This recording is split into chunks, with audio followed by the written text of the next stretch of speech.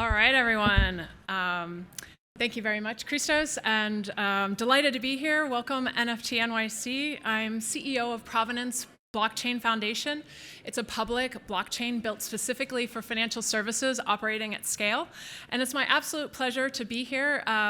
Finance is one of the small pieces of NFTs, and I love the diversity of NFTs. So I'm psyched everyone's in the finance track today. So let me poll everyone. Who is old enough to remember 1995?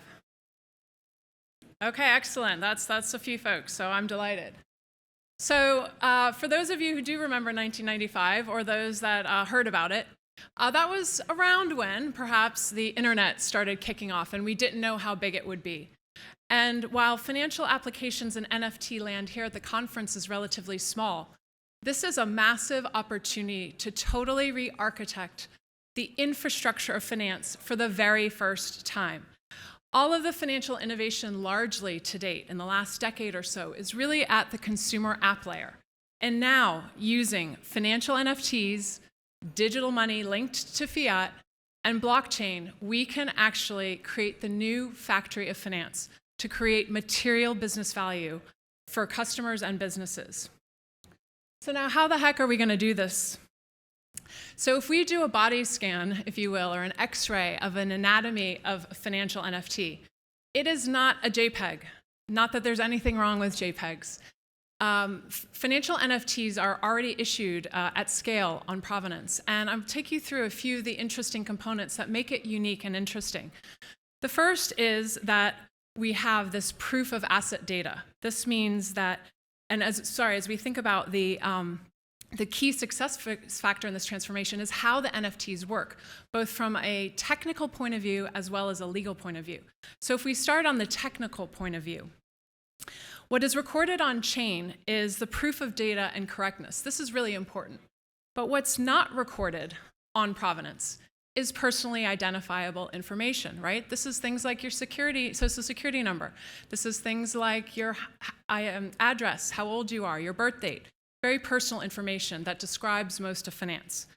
In addition, the history of changes to that financial NFT are recorded. So for instance, if we issue a mortgage on chain that's a variable interest rate, that interest rate can be changed over time and you see that record on the chain. And then we have a sophisticated ownership construct that permissions different participants to do different things with that NFT. And I'll get into that in a minute. So why is that super interesting? And you guys hopefully can tell I am super interested about all this.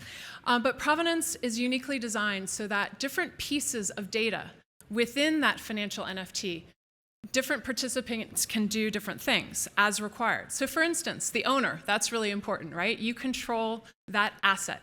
And by the way, we're focused on natively issued digital assets, not twins. Right? Not something that reflects a piece of paper, a title. No, the only record of ownership that exists is actually that digital financial NFT. Second, you could be a servicer. In mortgages, there's servicers that play an important role. They can issue information on that NFT that says you are unfortunately late in the payment, right? So the servicer doesn't change the construct of the NFT, but it can add information that is important, a late payment, for example. Other participants can value the asset as an example, but they can't change the asset, right? So a fund administrator, if it's a private fund, to calculate the current value, but it doesn't change the data structure of the NFT. Some other interesting capabilities, we support grouping NFTs against a token for fractionalization. This is one of the ways blockchain will create more accessible financial services. If you've bought a house, right, and paid $500,000 for a mortgage, taken a mortgage out, you're eating ramen for 3 years, right? Why is your choice only to get a $500,000 mortgage or buy a REIT, right, on the market? Why can't you get a fractional share of a home, 1/5 of a house, where you get the payments from the tenant renting that house, and then you get the equity appreciation? So this is one of the ways, tokenization of that NFT into smaller pieces of that asset, that we can create more access. We enable escrow accounts that pay out if certain things happen, right? Money is held until certain things are true. That's embedded in the NFT. And for folks less familiar with finance, as assets go down that asset journey, a lot of people have to keep looking at the information in the old world, right? If you want to buy securitizations and you have to keep looking at all the credit files and you get literally buckets of documents sent to an office and people have to go through that for 60 days. The beauty of a financial NFT is that information is certified once and you don't have to keep opening up the credit file as an example. So when I talk about creating the new digital factory of finance, what do I mean? What the heck does that mean? What it means is we natively issue that financial NFT, and I discuss some of the properties that it has embedded within it.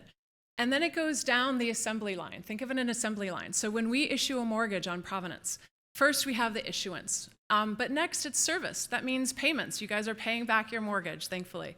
Then it's financed. Other people might basically take over that mortgage, right? Many of you guys have bought mortgages and it changes hands of who takes on that debt, right? Who are you actually paying as a homeowner?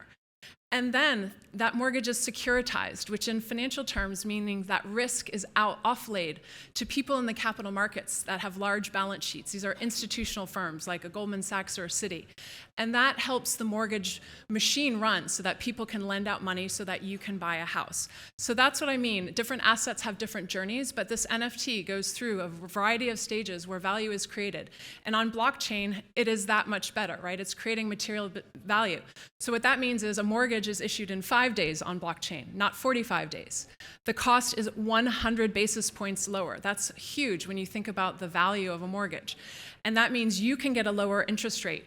The mortgage originator can make a net margin, and you get it done in 40 fewer days. So these are some of the examples of how actually this new factory of finance is creating real business value. So the last point here is it's not just important to get the tech right. The legal implications are really important. Why is that? Because if you're buying a financial NFT, you want to make sure that actually in a court of law, you own that house, as an example. And so here things are evolving, and for true enforcement of an enforceable financial NFT, rather than the NFT being tethered to something in paper, right? It's actually the rights and the rights are embedded in that actual digital asset. And in things like mortgage, there's actually a digital version today. It's called an e-note. And that's only 7% or so of mortgages outstanding. But what that means is you can issue the e-note on-chain natively, and that ownership is protected. Whoever controls that e-note controls that mortgage. And that's really important, right? And it's important for buyers later down the chain, right? They know that when they buy that e-note on chain, they actually control the asset. And this is really important. These legal protections in mortgage land exist also in auto finance.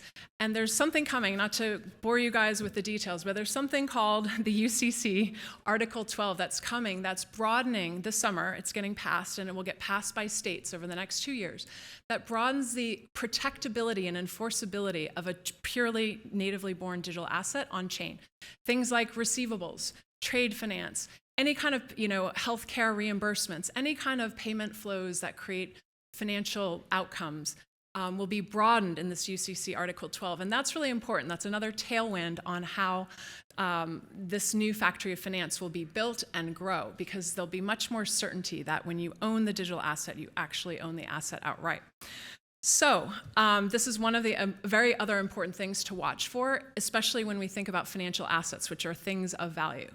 So with that, I am going to maybe open it up for questions. I have 1 minute. Yes, go ahead. So court cases on home ownership. For e-notes, yes, protected. So it's proven in court. For some other assets, there haven't been cases yet. Great question, yeah. On-chain credit risk. Well, you're still providing a credit assessment, right? And so one of these things about public blockchains is you can bring in dApps, right? And there are dApps that can assess your financial quality. How much can you borrow? We're working with one in discussions, I can't reveal the name, but it can issue an identity token saying how much you can borrow, understanding your financial data and how much income you have and how much operating cash you have. So I'll catch you later just to do speed questions, yes? Privacy of operations, great. So one of the things is data control. So PII is not hashed on chain, it's sitting, the document with the PII is off chain, it's sitting in an e-vault. Privacy, we're a public chain, we want privacy dApps as an example to protect that transaction as it goes down the factory line. So there's a dApp for that, is how I would answer that. Yes, go ahead. How do you deal with Theft, well, what do you mean there? You mean, yeah. Yeah. Great question. So one of the things that's embedded in this ecosystem is called DART, Digital Asset Registry Technologies. And that's the title. That's the registry where it's listening to the blockchain and saying, Morgan Mckenney owns this mortgage today. So I think from a title perspective, actually, there's an interesting capability on provenance. There's broader things around security and how you host your keys, et cetera. So the whole ecosystem, we're in first or second inning. It's hard to address properly in a 30-second answer. But one last question, yeah.